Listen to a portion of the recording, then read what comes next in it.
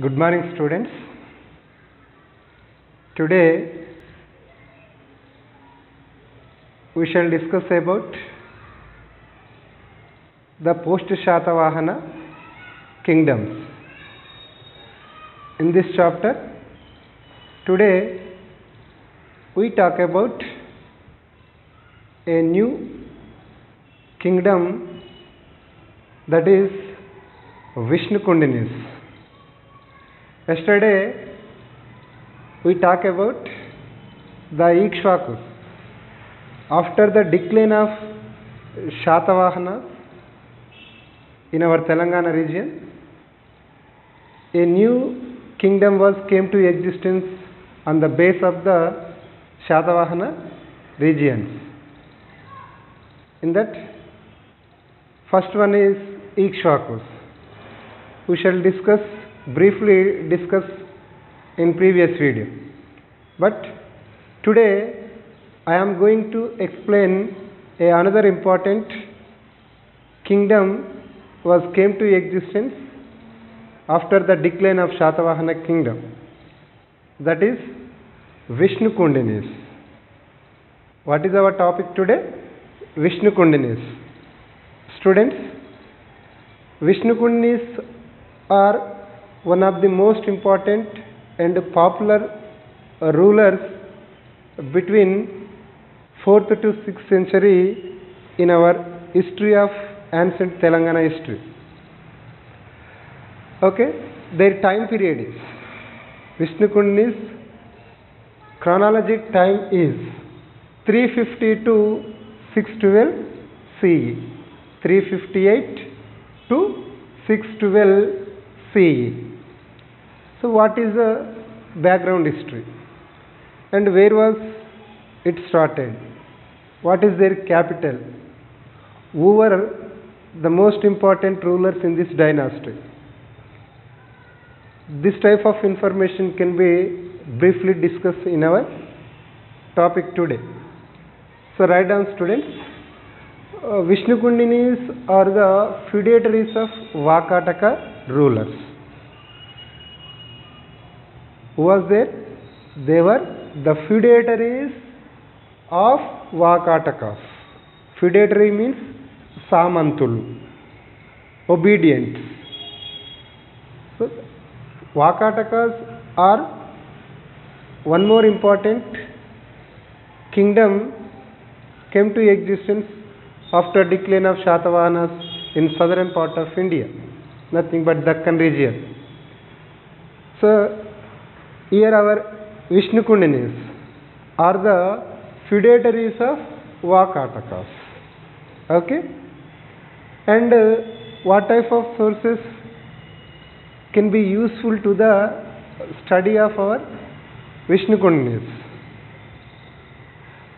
Vishnukundinis main sources are discovered in various regions in our Telangana, especially their archaeological sources and their epigraphies, and also more than 2000 coins also available in our region. These are mostly indicate about the history of Vishnukundinis. In that, some inscriptions or epigraphies are mentioned here. Write down. These are the most important. One is Kisaragutta inscription and Eleshwaram and Gollatagudi and Gummadam, Nailakondapalli and Tellakunta and Tummalagudam. These sites are mostly famous sites or indicate about the history of Vishnukundinis. Nowadays also most existence to the main sources about the history of Vishnukundinis. According to our epigraphies, according to their coins, according to their sources. Who is the first ruler? Indravarma I was the first ruler of this dynasty, and he established and he declared himself an independent state after the decline of Shatavahanas and Akatakas. And what is their capital? Indrapura. Indrapura was the capital of Vishnukundinis. Now it is called as Indrapala Nagara. Now it is Ravanapeta Taluk, near Ramanapeta, Indrapala Nagara. So this city was the capital of Vishnukundinis. So according to these sources, Nalgonda district, Ramanapeta region was the capital of Vishnukundinis. Okay, in that two rulers are the most important and famous for the history of Vishnukundinis, and they patronized and they composed the history of the culture of the Vishnukundinis to contribute to the Deccan culture. So in that one, Govindavarman I.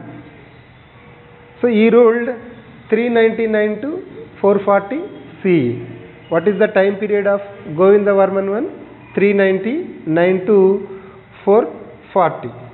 Who is he? He was the son of Madhavavarman. Actually, Indravarman I was succeeded by his son Madhavavarman I. Madhavavarman I was succeeded by Govindavarman I. So he was the grandson of Indravarman I. Okay, and he followed the policy of expansion. This was most important. Why? Because he was a great warrior and he was a great conqueror. That's why he followed a new principle, that is the policy of expansion by conducting a number of wars. By conducting or invading a number of wars in neighboring chiefs or neighboring states, and established a vast kingdom during his period.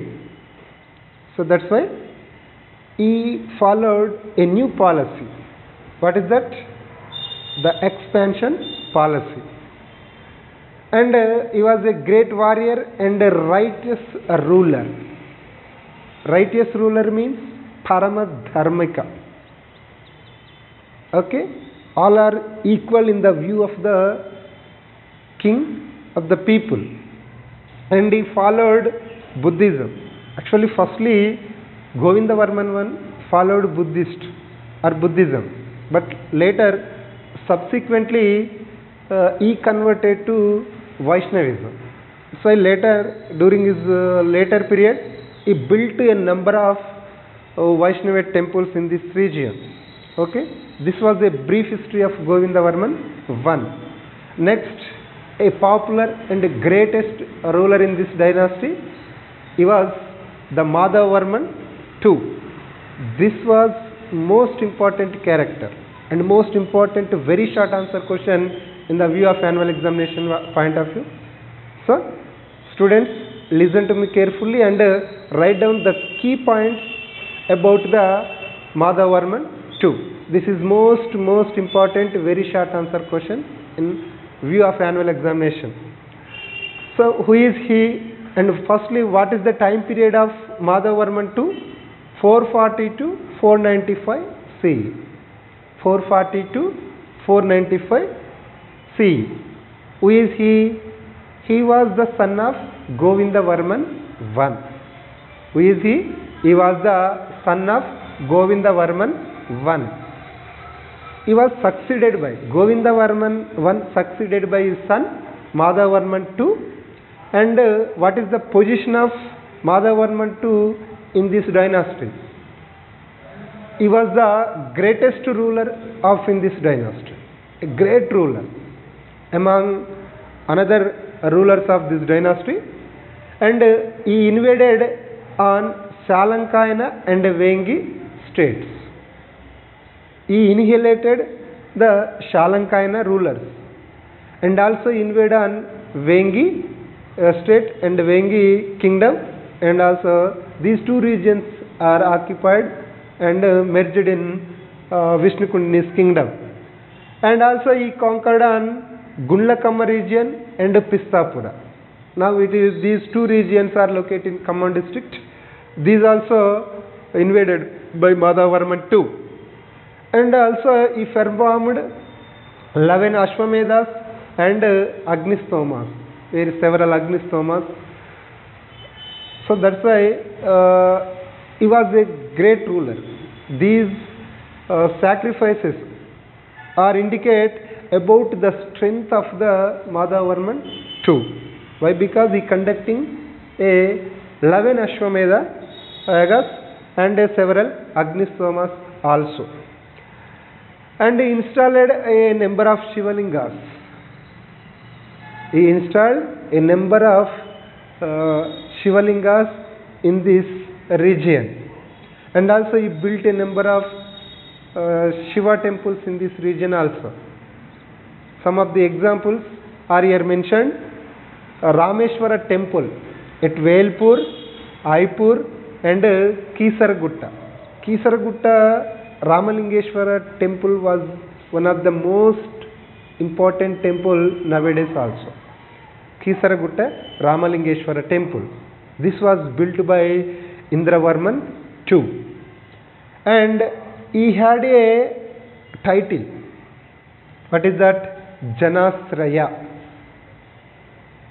What is that? Janasraya. Janasraya means he was the likest king of the people, and he was the protest of the people. So this is a brief information about Madhavavarman II. And after the death of Madhavavarman II, a number of rulers came to throne and ruled some time, but there was no existence. So that's why I mentioned some of the names of later period in this dynasty here only. They were Vikramendra Varman I and Indra Bhattarika and Vikramendra Varman II and Madhavavarman IV. Madhavavarman IV was the last ruler of in this dynasty.